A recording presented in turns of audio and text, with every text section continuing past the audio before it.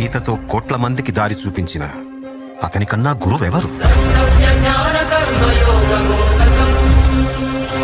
రక్షణ కోసం సముద్రం మధ్యలో ద్వారకా నగరాన్ని కట్టిన అతనికన్నా గొప్ప ఆర్కిటెక్ట్ ఎవరు?